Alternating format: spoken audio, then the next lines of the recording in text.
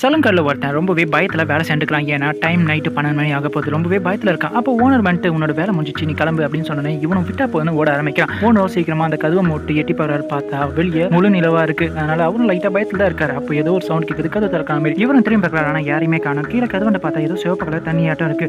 அப்போ ஏதோ உடையிற மாதிரி சவுண்ட் கேட்குது. அந்த மாப்பு வச்சுட்டு அந்த இடத்த போய் தாண்டி பார்க்குறது, உள்ள எதுவுமே இல்லை. சரி, இந்த பக்கம் பார்க்குறாரு, அங்கேயும் எதுவுமே இல்லை. பக்கத்தில் பார்த்தா பொருட்கள்லாம் உடஞ்சிருக்கு. அப்போ ஏதோ ஒரு சவுண்ட் கேட்குது. பார்த்தா பின்னாடி ஒரு உருவம் வந்துட்டு போது. டக்குன்னு இவர் கிட்ட வந்து அவரை பிடிச்சி சாகரிக்க ட்ரை பண்ணுது. அது கழுத்தை கடிக்கிற மாதிரி ரொம்பவே ட்ரை பண்ணிருக்கு. இவர் ரொம்பவே கஷ்டப்பட்டு மேல இருக்க ஒரு கத்திரிக்கோலை இருக்கிற அடுத்து என்னாச்சு தெரிஞ்சுக்கிறது முன்னாடி மறக்காம இந்த சேனலுக்கு சப்ஸ்கிரைப் பண்ணுங்க. அந்த கத்திரிக்கோலை எடுத்து அதை வச்சு தாக்கு தான் போறான்னு பார்த்தா அந்த பேரை முடிய பிடிச்சி டக்குன்னு கட் பண்ணி விட்டுறாரு. அந்த பேயே பயந்து ரிவர்ஸ்ல போகுது. உடனே ஒரு கட்டை எடுத்து அந்த பேயை சேரோட லாக் பண்ணிட்டு ஒரு துணியை வச்சு போத்திட்டு அவரோட வேலையை ஆரம்பிக்கிறாரு. என்னன்னு பார்த்தா முடியை வெட்ட ஆரம்பிக்கிறாரு. அந்த முடியை எடுத்து பார்த்தா ஒரு அழகான பாப் கட்டிங்ல அந்த பேயே ரொம்ப அழகா இருக்கு. அந்த பேயும் பார்த்துட்டு ரொம்பவே சந்தோஷப்பட்டு எப்படி வந்துச்சோ அதே மாதிரி போயிடுது. இந்த கதையில வர ட்விஸ்ட் உங்களுக்கு ரொம்பவே பிடிச்சிருந்தா மறக்காம அந்த லைக் பட்டன் அமைக்குங்க. அதோட சேனலையும் சப்ஸ்கிரைப் பண்ணுங்க.